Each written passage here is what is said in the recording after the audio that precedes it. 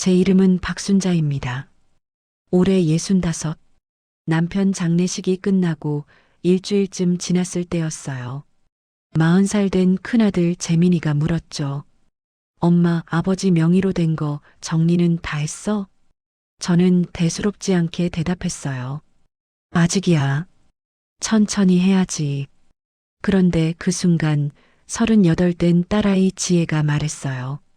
어차피 나중에 다 우리 몫인데 미리 정리해두는 게 낫지 않아?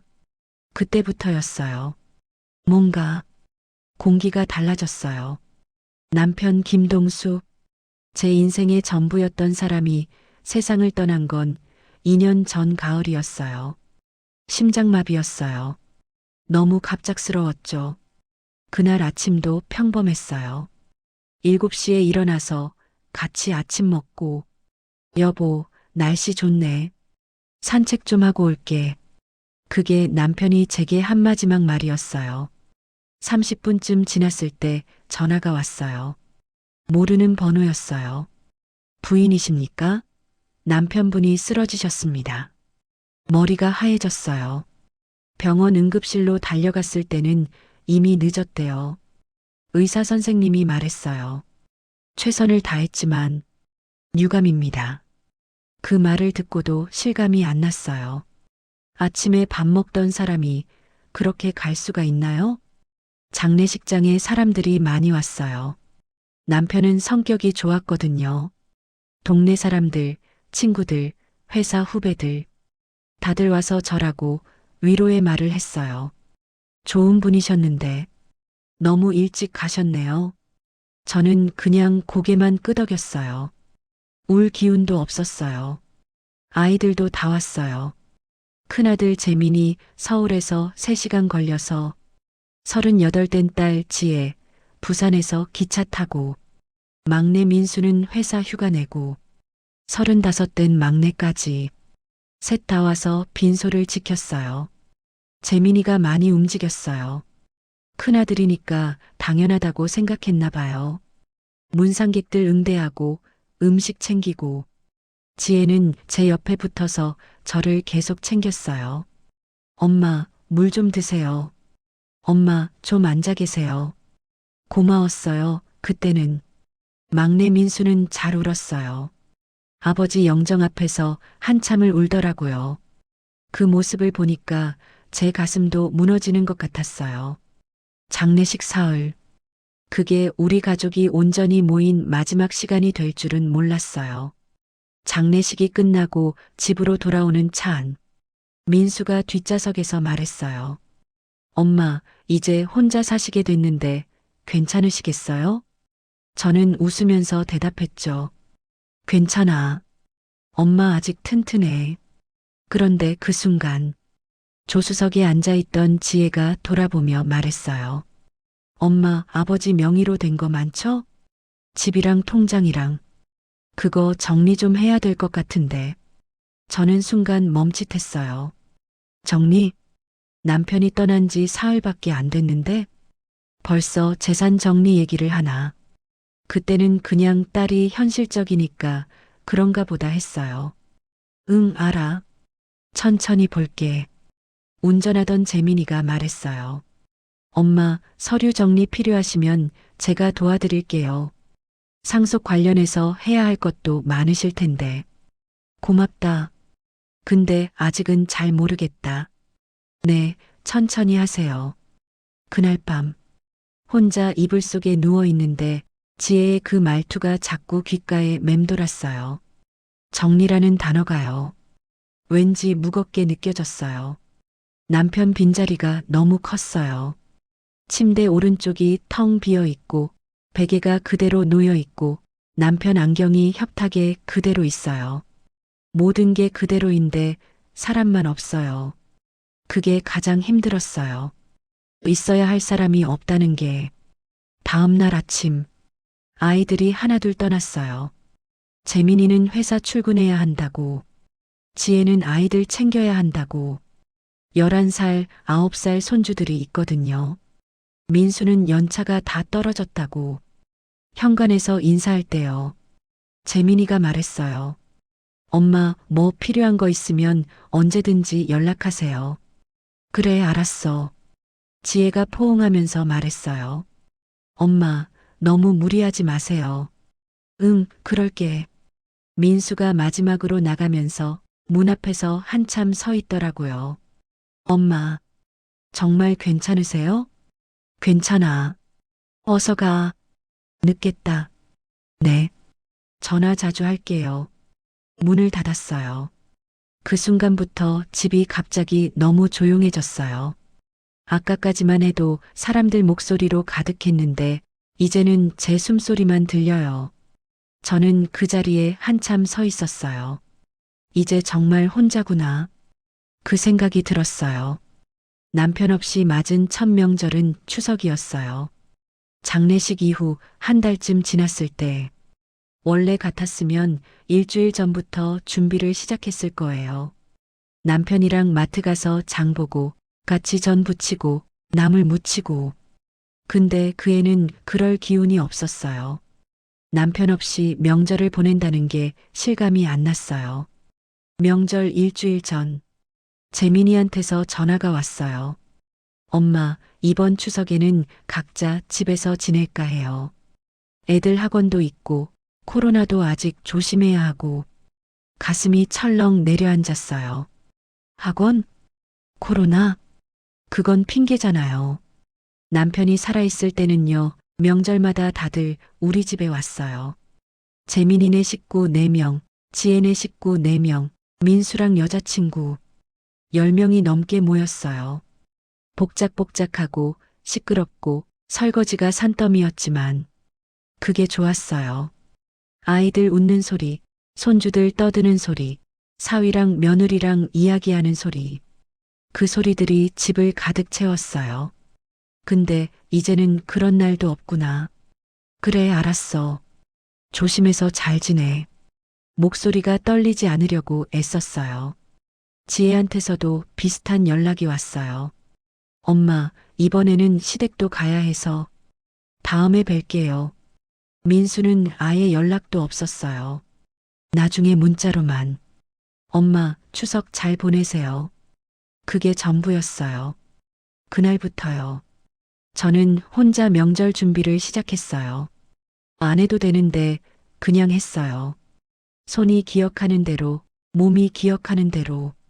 전 부치고 동그랑땡 빚고 나물 무쳤어요. 평소보다 훨씬 적은 양이었지만 그래도 했어요. 다 만들고 나니까 냉장고가 꽉 찼는데 먹을 사람은 저 하나뿐이더라고요. 명절날 아침, 저는 혼자 차례상을 차렸어요. 남편 사진 앞에 음식 놓고 절하고 여보 잘 먹어. 그렇게 말하니까 눈물이 났어요. 혼자 밥 먹는 게 이렇게 슬픈 줄 몰랐어요. 전 하나 먹고 떡국 한 그릇 먹고 나물 조금 먹고 그러다가 그냥 수저 내려놨어요.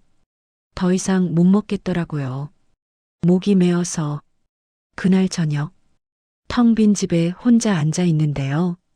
문득 이런 생각이 들었어요. 이제 내가 필요 없어진 건가? 아버지가 있을 때는 아버지 때문에 왔던 건가? 엄마는 그냥 밥 해주는 사람이었나? TV를 켰어요. 명절 특집 프로그램이 나오더라고요.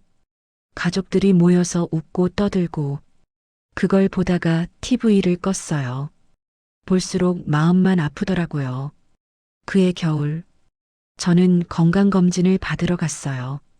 남편 없이 처음 받는 검진이었어요. 남편이 살아있을 때는 둘이 같이 갔거든요. 같은 날 예약하고 같이 검사 받고 같이 결과 듣고. 근데 이제는 혼자. 결과가 좀 안 좋게 나왔어요. 혈압이 높아지고 당뇨 수치도 경계선이고 콜레스테롤도 올랐어요. 의사 선생님이 말씀하시더라고요. 정기적으로 검사 받으셔야 해요. 약도 꾸준히 드시고 스트레스 관리도 중요합니다. 스트레스 관리. 그 말을 듣는 순간 웃음이 나왔어요. 어떻게 스트레스를 안 받아요? 남편은 떠났고 아이들은 연락도 잘 안 하고 혼자 이 큰 집에서 살고 있는데 검사비랑 약값이 매달 나가기 시작했어요. 한 달에 한 번씩 병원 가고, 약 타고, 추가 검사도 하고, 크게 부담되는 돈은 아니었어요. 근데 남편 없이 혼자 통장 관리하는 게 처음이라 조금씩 신경 쓰이더라고요. 남편이 살아있을 때는 남편이 돈 관리를 했거든요. 월급 들어오면 생활비 주고, 공과금 내고, 저축하고, 저는 그냥 생활비만 받아서 썼어요. 근데 이제는 모든 걸 제가 해야 하니까 막막하더라고요.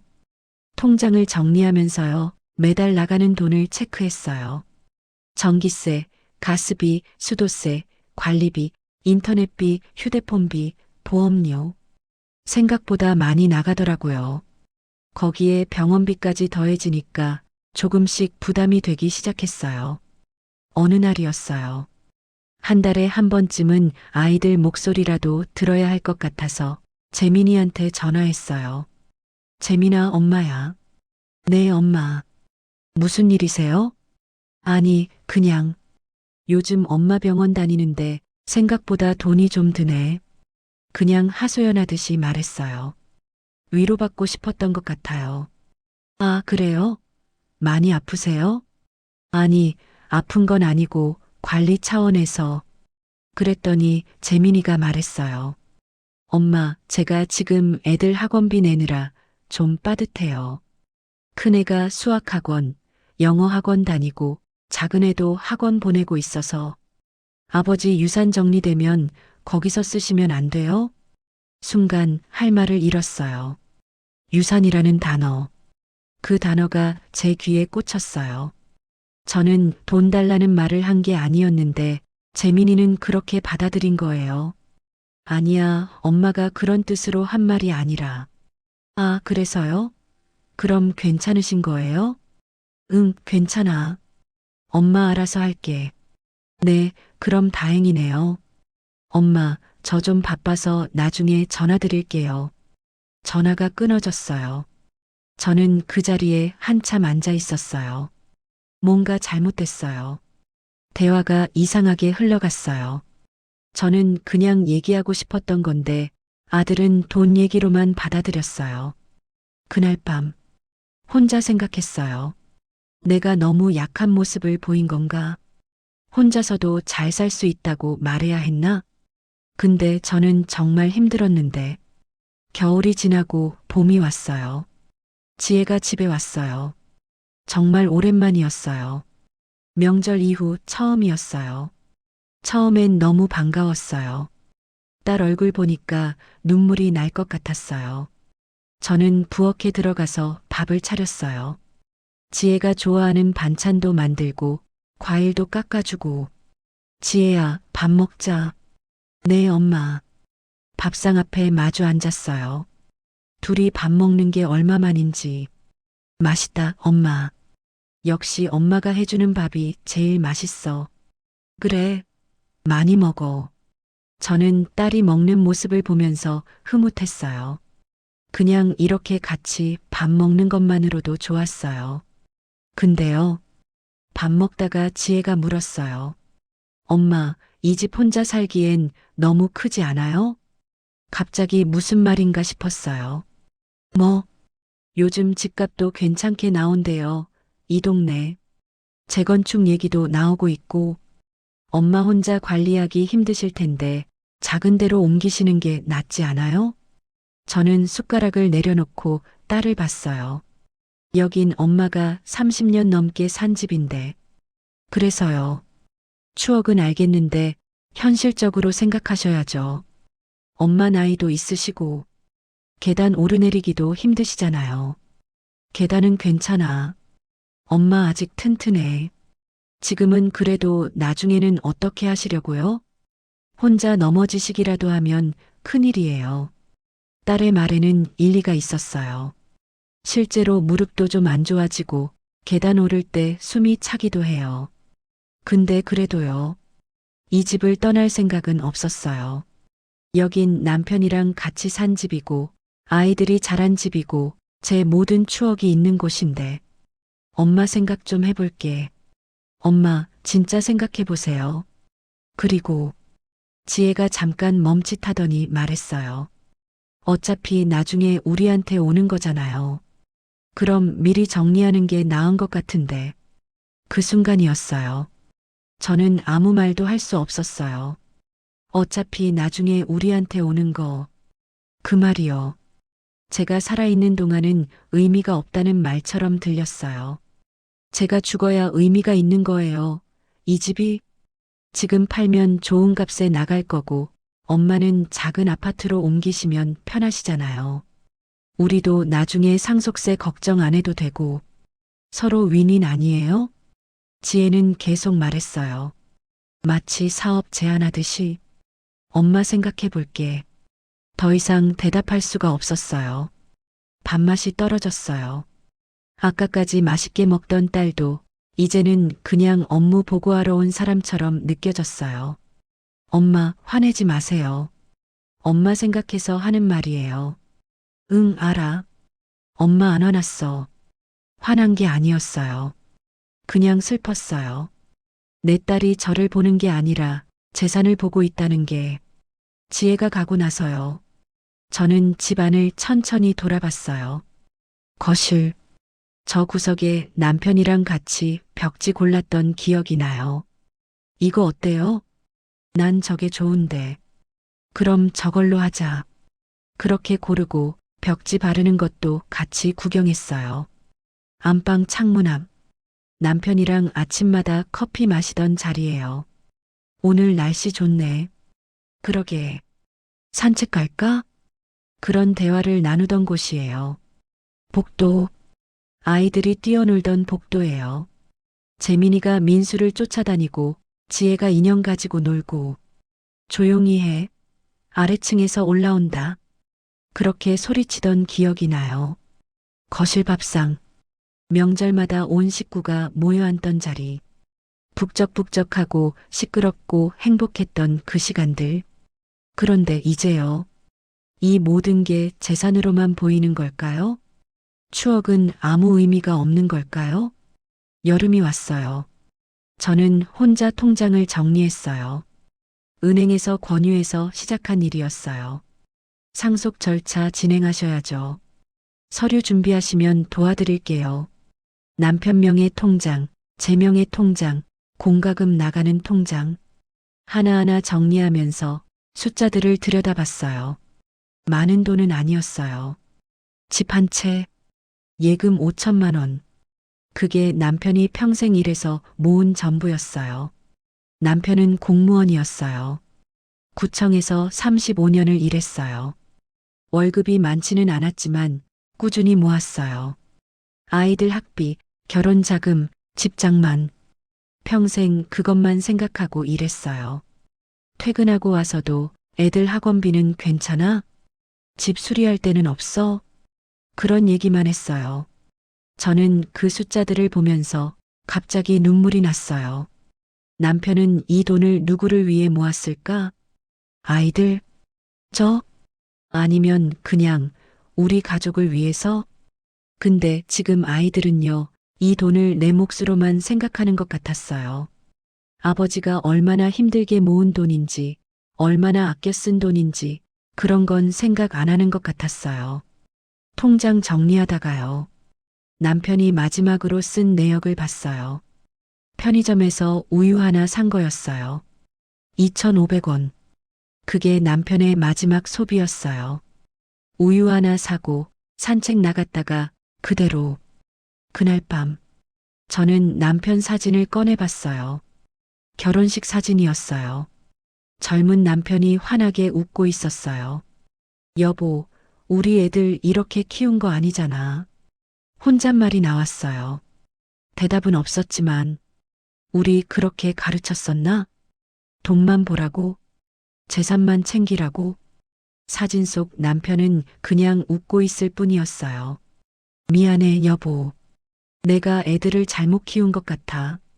가을쯤이었어요. 민수가 잠깐 들렀어요. 저는 반가워서 밥을 차렸어요.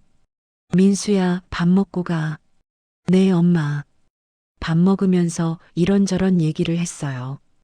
회사 얘기, 여자친구 얘기. 괜찮았어요. 이렇게 같이 밥 먹는 것만으로도. 그런데요. 밥 먹고 나서 민수한테 전화가 왔나 봐요. 민수가 일어나더니 복도로 나갔어요. 잠깐만요, 엄마. 저는 부엌에서 설거지하고 있었어요. 근데 복도에서 민수 목소리가 들렸어요. 응, 지금 엄마 집에 있어. 지혜 목소리인 것 같았어요. 아니, 아직 정리 안 했대. 집은 그대로 있고, 통장도 그냥 그렇게 두신대. 저는 설거지하던 손이 멈췄어요. 오빠가 뭐래? 답답하다고? 그니까. 근데 엄마가 워낙 고집이 세셔서. 고집이 세다고? 누나도 걱정하시는데 엄마가 말을 안 들으시니까. 민수가 계속 말하고 있었어요. 응, 나도 얘기는 해봤는데. 엄마가 그냥 생각해 보겠대. 오빠가 뭐래? 세무사 알아보라고? 응, 그것도 좋은데 엄마가 동의를 안 하시잖아. 세무사? 이미 세무사까지 알아봤나 봐요. 제가 모르는 사이예요. 애들끼리 다 계획을 세워놨나 봐요. 저는 설거지를 멈췄어요. 그 자리에 서서 민수의 목소리를 듣고 있었어요. 그래, 나중에 또 얘기해봐. 끊어. 엄마 오시는 것 같아. 민수가 급하게 전화를 끊었어요. 저는 일부러 소리냈어요. 접시를 좀 세게 내려놓고 물 트는 소리를 크게 냈어요. 민수가 거실로 들어왔어요. 엄마, 저 갈게요. 벌써? 좀 더 이따 가지. 아니에요. 약속이 있어서. 다음에 올게요. 그래, 조심해서 가. 민수가 현관문을 나서는데 저는 불렀어요. 민수야. 네. 누나랑 오빠한테 전해줘. 엄마 고집 센 거 아니라고. 그냥 여기서 살고 싶은 거라고. 민수가 깜짝 놀란 표정으로 저를 봤어요. 엄마, 그게. 들었어. 다 들었어. 복도에서 전화하는 거. 죄송해요, 엄마. 죄송할 거 없어. 너희 입장도 이해해. 근데 엄마 입장도 좀 생각해 줬으면 좋겠어. 민수가 말없이 고개를 숙였어요. 다음에 다시 올게요, 엄마. 응, 조심해서 가. 문이 닫혔어요. 저는 소파에 주저앉았어요. 애들끼리 제 이야기를 하고 있었구나. 그것도 재산 이야기로. 엄마가 고집이 세다고. 엄마가 말을 안 듣는다고. 세무사를 알아봐야 한다고. 그런 얘기들을 하고 있었구나. 문득요. 제가 너무 혼자인 것 같았어요. 남편도 없고 아이들도 저를 이해 못하고 누구한테 이 마음을 말해야 할까요? 누가 제 편이 돼줄까요? 그날 저녁 저는 남편한테 말했어요. 사진을 보면서요. 여보, 나 혼자야. 정말 혼자야. 애들이 날 이해 못해. 내가 왜 이 집을 떠나기 싫은지, 왜 당신 통장을 정리하기 싫은지, 그걸 몰라. 당신 이름이 적힌 통장을 정리하면 당신이 완전히 사라지는 것 같아서 그래. 이 집을 팔면 우리 추억이 다 없어지는 것 같아서 그래. 그걸 애들은 왜 몰라? 대답은 없었어요. 사진 속 남편은 그저 웃고 있을 뿐이었어요. 그 뒤로요. 저는 아이들한테 먼저 연락하지 않게 됐어요. 전화하면 또 무슨 얘기를 할까봐. 집 얘기를 꺼낼까봐. 통장 얘기를 할까봐. 그래서 그냥 연락을 안 했어요. 병원 갈 때도 혼자 갔어요. 아이들한테 말하면 또 돈 얘기 나올까봐. 엄마, 병원비는 어떻게 내세요? 그런 질문 들을까봐. 그냥 혼자 갔어요. 혼자 검사받고, 혼자 약 타고, 혼자 왔어요. 집 수리할 일 있어도 혼자 업체 불렀어요. 보일러 고장나서 수리하고, 수도 새서 고치고, 형광등 갈고, 다 혼자 했어요. 예전 같았으면 재민이한테 전화했을 텐데, 이제는 안 했어요. 명절에도 그냥 혼자 차례 지냈어요. 아이들이 안 온다는 걸 아니까 물어보지도 않았어요. 그냥 혼자 상 차리고, 혼자 절하고, 혼자 치웠어요. 아이들이 가끔 연락 오면요. 엄마, 괜찮으세요? 응, 괜찮아. 그 말만 반복했어요. 괜찮냐고 물으면 괜찮다고 해야 하는 게 엄마니까. 건강은요? 응, 괜찮아. 식사는 잘하세요? 응, 잘 먹어. 근데 사실요. 괜찮지 않았어요. 정말 괜찮지 않았어요. 외롭고 쓸쓸하고 서러웠어요. 근데 그 말을 할 수가 없었어요. 말하면 또 부담 주는 것 같고 애들이 귀찮아할 것 같고 해시태그 챕터 4 마이너스 침묵이 만든 거리 그리고 후에 약 12분 문득요. 남편이 생전에 했던 말이 생각났어요. 정확히 언제였는지는 기억이 안 나요. 오래전이었어요. 남편이 50대였을 때 그날 남편이 제 손을 잡고 말했어요. 순자야, 나 죽으면 애들한테 의지하지 마. 무슨 소리야 갑자기. 불길한 소리 하지 마. 아니, 진짜로. 애들은 애들 인생 사는 거야. 당신은 당신 인생 살아야지. 당신이 있는데 무슨 소리야. 아직 멀었어. 그래도 혹시 모르잖아. 나 먼저 가면 당신 혼자 잘 살아. 애들 눈치 보지 말고. 알았어, 알았어. 근데 당신 어디 안 가? 나보다 오래 살 거야. 그때는 그 말이 무슨 뜻인지 몰랐어요. 그냥 남편이 괜히 쓸데없는 걱정하는구나. 그렇게만 생각했어요. 근데 지금은 알 것 같아요. 남편은 알았던 거예요. 자식들이 결국 떠난다는 걸. 그리고 남는 건 혼자라는 걸. 남편도 그랬을까요? 자기 부모님 돌아가셨을 때 이런 기분이었을까요? 혼자 남겨진다는 게 이렇게 외로운 건지 알았을까요? 어느 날이었어요. 저는 집 등기부등본을 혼자 출력해서 들여다봤어요.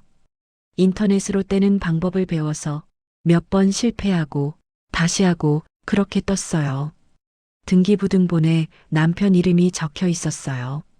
소유자 고 김동수, 고라는 글자가 붙어 있었어요. 돌아가신 분이라는 표시, 그 글자를 보니까 눈물이 났어요. 저는 그 글자를 한참 바라봤어요. 이 집을 아이들한테 넘기면 남편의 이름도 제 흔적도 다 사라지는 걸까? 새 주인 이름이 적히고 우리는 그냥 전 소유자가 되는 걸까? 그렇게 생각하니까요. 왠지 남편을 또 한 번 잃는 기분이 들었어요. 남편이 세상을 떠났을 때 한 번 잃었는데 이 집까지 없어지면 정말 아무것도 안 남는 것 같았어요. 거실을 둘러봤어요. 저기 소파. 남편이 앉아서 TV 보던 자리예요. 늘 그 자리에 앉았어요. 여기가 제일 편해. 그렇게 말하면서요. 저기 책장. 남편이 모은 책들이 있어요. 역사책, 소설책, 취미책들. 남편은 책 읽는 걸 좋아했어요. 주말마다 책 읽고, 밑줄 긋고, 메모하고, 주방 저 식탁. 남편이랑 마주 앉아서 밥 먹던 곳이에요. 오늘 이거 맛있네. 더 먹을래? 그런 대화를 나누던 곳이에요. 이 모든 게요. 남편과 함께한 시간이에요. 이걸 어떻게 포기해요? 이걸 어떻게 팔아요? 지난 설날이었어요. 아이들이 문자로 인사를 보냈어요. 재민이 엄마 새해 복 많이 받으세요. 건강하세요. 지혜 엄마 올해도 건강하시고 좋은 일만 가득하세요. 민수 엄마 새해 복 많이 받으세요. 전화할게요. 근데 전화는 안 왔어요. 설날 오전에도 오후에도 저녁에도 아무도 전화 안 했어요. 전화할게요라고 해놓고 안 한 거예요. 저는 그날 혼자 떡국을 끓여 먹었어요.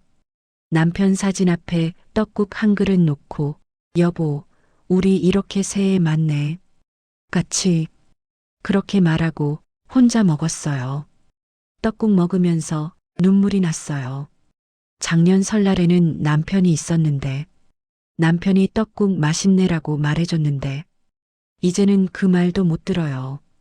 그날 저녁이요. 저는 결심했어요. 더 이상 아이들한테 기대하지 않기로. 더 이상 먼저 연락하지 않기로. 그리고 재산 이야기는 절대 꺼내지 않기로. 애들이 궁금해하면 그때 가서 생각하자. 지금은 그냥 제가 살고 싶은 대로 살자. 제가 원하는 대로 살자. 애들 눈치 보지 말고. 지난 2년 동안요. 저는 아이들한테 하고 싶은 말이 참 많았어요. 집 팔라고 하지 마. 여긴 엄마한테 추억이 있는 곳이야. 아버지랑 함께한 시간이 있는 곳이야. 병원비 때문에 힘들 때 돈 보태달라는 게 아니야. 그냥 같이 가자고, 옆에 있어 달라고 그 말이 하고 싶었던 거야. 돈 이야기 하기 전에 엄마가 어떻게 지내는지 물어봐 줬으면 좋겠어. 엄마가 외로운지 힘든지 그런 거 물어봐 줬으면 좋겠어. 유산 정리하라고 재촉하지 마. 그건 아버지가 남긴 거야. 정리하면 아버지가 완전히 사라지는 것 같아서 엄마는 아직 못하겠어. 근데 그 말들을요. 한 번도 입 밖으로 꺼내지 못했어요. 왜냐하면요. 말하는 순간 애들이 부담스러워할까봐. 사이가 더 어색해질까봐. 그래서 참았어요. 계속 참았어요. 괜찮아라고 말하면 애들이 편해하니까. 혼자서도 잘 지내라고 말하면 애들이 안심하니까. 그래서 그렇게 말했어요. 근데 사실은요. 하나도 괜찮지 않았어요. 근데 요즘 깨달았어요. 말하지 않는 게 미덕이 아니었다는 걸. 침묵이 관계를 지키는 게 아니라 침묵이 관계를 더 멀어지게 만들었다는 걸. 저는 아무 말 안 하면 아이들이 알아서 눈치챌 줄 알았어요. 엄마가 힘들다는 거, 엄마가 외롭다는 거, 엄마가 서운하다는 거 다 알아줄 줄 알았어요. 근데 아이들은 몰랐어요. 엄마가 힘든지도, 엄마가 외로운지도, 엄마가 서운한지도. 그냥 엄마는 괜찮은 줄 알았나 봐요. 엄마는 강한 사람이니까, 혼자서도 잘 살 수 있는 사람이니까. 그게 제 잘못이었어요. 제가 너무 강한 척 했어요. 제가 너무 괜찮은 척 했어요. 그래서 애들이 몰랐던 거예요. 그런데 이제 와서요. 그 말을 할 수 있을까요? 사실 엄마 힘들었어. 사실 엄마 외로웠어. 사실 엄마 너희가 보고 싶었어. 사실 엄마 혼자 있는 게 무서웠어. 이미 2년이 흘렀는데. 이미 우리 사이에 금이 갔는데. 이제 와서 그 말을 꺼내면 애들은 뭐라고 할까요? 왜 진작 말 안 했어요? 그렇게 되물을까요? 저는 평생요. 엄마라는 자리가 아무 말도 하지 않는 자리인 줄 알았어요. 참고, 이해하고, 먼저 양보하는 자리. 그게 엄마의 역할인 줄 알았어요. 아프면 참고, 힘들면 참고, 서러워도 참고, 웃으면서 괜찮아라고 말하는 게 엄마라고 생각했어요. 그게 좋은 엄마라고 생각했어요. 근데 그게 아니었나 봐요. 말해야 하는 것도 있었고, 요구해야 하는 것도 있었고, 때로는 화내야 하는 것도 있었나 봐요. 근데 저는요, 그걸 한 번도 안 해봤어요. 아이들한테 엄마도 힘들어라고 말해본 적이 없어요. 엄마도 외로워라고 말해본 적이 없어요. 엄마도 너희가 필요해라고 말해본 적이 없어요. 항상 엄마는 괜찮아만 말했어요. 엄마는 잘 지내만 말했어요. 그게 아이들을 위하는 거라고 생각했으니까. 가끔요, 남편한테 말을 걸어요. 사진을 보면서요. 여보, 당신이 살아있었으면 좋겠어. 당신이 있었으면 애들이 이러지 않았을 텐데. 당신이 있었으면 내가 이렇게 외롭지 않았을 텐데. 당신한테 의지하지 말라고 했잖아. 근데 나 지금 너무 힘들어. 혼자 있는 게 너무 힘들어. 누구한테 기대야 해? 누가 날 위로해줘? 근데 남편은 대답이 없어요. 그냥 사진 속에서 환하게 웃고 있을 뿐이에요. 젊은 모습으로 행복했던 그때 모습으로. 이제 저는요. 혼자 견뎌내는 법을 배우고 있어요. 아침에 일어나서 혼자 밥 먹고 혼자 산책 나가고 혼자 TV 보고 혼자 잠드는 법. 처음에는 너무 힘들었어요. 아침에 눈 뜨면 옆에 아무도 없고 밥 먹을 때도 혼자고 저녁 때도 혼자고 말할 사람이 없으니까 하루 종일 입을 안 열 때도 있어요. 요즘은요. 하루가 참 조용해요. 아침에 일어나면 텅 빈 집이고 저녁에 잠들 때도 텅 빈 집이에요. 소리라곤 시계 초침 소리, 냉장고 돌아가는 소리, 그게 전부예요. 가끔 아이들 생각이 나요. 어렸을 때요. 재민이가 5살 때 처음 유치원 갔던 날. 울면서 제 치마 붙잡고 엄마 나 안 갈래. 그러던 모습. 지혜가 초등학교 1학년 때 학교 갔다 와서 엄마 오늘 칭찬받았어. 신나서 말하던 모습. 민수가 중학생 때 키가 크면서 제 어깨를 넘어서던 순간 엄마 나 이제 엄마보다 크다. 그렇게 좋아하던 모습. 그때는 제가 없으면 애들이 살 수 없었는데 이제는 제가 없어도 애들은 잘 살더라고요. 잘 먹고 잘 자고 잘 지내요. 엄마 없이도. 그게 자연스러운 건데 왜 이렇게 서러운지 모르겠어요. 제가 키운 거잖아요. 제가 독립적으로 잘 살라고 스스로 해결하라고 그렇게 키운 거잖아요. 근데 막상 그렇게 되니까 저만 혼자 남은 것 같아요. 저는 아이들한테 바라는 게 많지 않았어요. 가끔 얼굴 보고 밥 한 끼 같이 먹고 엄마 잘 지내요? 그 말 한마디면 됐어요. 큰 거 바라지 않았어요. 돈 달라는 것도 아니고 매일 오라는 것도 아니에요. 그냥 가끔 한 달에 한 번이라도 들러서 얼굴 보고 가면 됐어요. 30분이라도 앉아서 밥 먹고 잘 먹었습니다 하고 가면 됐어요. 그것만으로도 충분했어요. 근데 언제부턴가요? 아이들의 시선이 달라졌어요. 엄마를 보는 게 아니라 재산을 가진 사람을 보는 눈빛, 집을 보는 눈빛, 통장을 보는 눈빛. 엄마 집 팔면 얼마 받아요? 엄마 통장에 얼마 있어요? 나중에 우리한테 오는 거잖아요. 그런 말들만 나왔어요.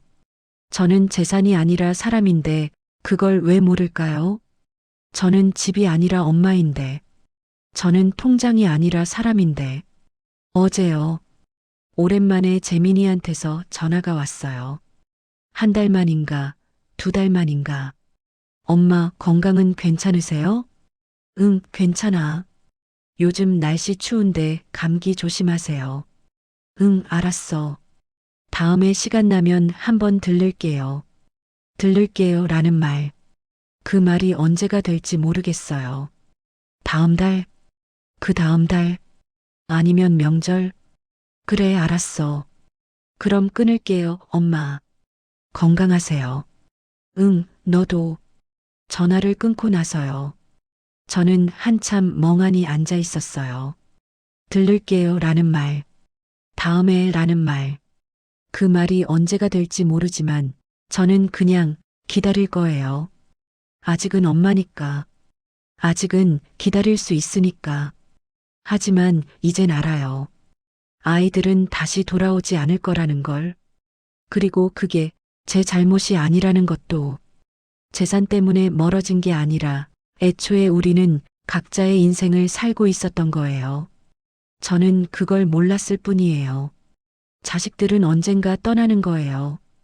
독립하고 결혼하고 자기 가정 꾸리고. 그게 당연한 거예요. 부모는 그걸 받아들여야 하는 거예요. 근데 받아들이기가 이렇게 힘든 줄 몰랐어요. 머리로는 이해하는데 마음이 따라가지 않아요. 외롭고 쓸쓸하고 서러워요. 오늘도 혼자 밥을 먹을 거예요. 내일도 혼자 잠들 거예요. 그리고 그 다음 날도. 근데 이제는요. 그게 서럽지만은 않아요. 이게 제 삶이니까. 제가 선택한 건 아니지만 받아들인 삶이니까. 서럽지만 이게 현실이에요. 남편도 없고 아이들도 멀고 혼자 남았어요. 근데 그래도 살아야죠. 하루하루 살아가야죠. 여보, 당신도 그랬나요? 혼자라는 게 이런 건가요? 이렇게 외로운 건가요? 이렇게 쓸쓸한 건가요? 당신한테 물어보고 싶은 게 많아요. 근데 당신은 이제 없어요. 대답해 줄 사람이 없어요. 그래도요. 저는 살아갈 거예요. 오늘도 내일도. 당신이 없어도 아이들이 없어도 혼자서도 그렇게 살아갈 거예요. 그게 제가 할 수 있는 전부니까요. 65살 박순자. 오늘도 혼자 이 집에서 하루를 살아갑니다. 남편이 떠난 뒤 가장 가까웠던 자식들이 가장 멀어졌습니다. 장례가 끝난 지 일주일. 아들의 첫 질문은 정리는 다 했어? 였고 딸은 말했습니다. 어차피 나중에 다 우리 몫인데. 그때부터 공기가 달라졌습니다. 명절엔 각자 바쁘다며 오지 않았고 연락은 줄었고 대화는 엄마의 안부보다 집과 통장으로 흘러갔습니다. 이 이야기는 65세 박순자라는 한 어머니가 남편을 잃고 가족을 잃고 엄마라는 이름으로 참아온 마음을 조용히 꺼내 보이는 기록입니다. 괜찮아라고 말하면 아이들이 편해하니까 그래서 그렇게 말했습니다. 하지만 사실은 하나도 괜찮지 않았습니다. 끝까지 들어주시면 누구에게도 말 못했던 마음이 조금은 가벼워질지도 모릅니다.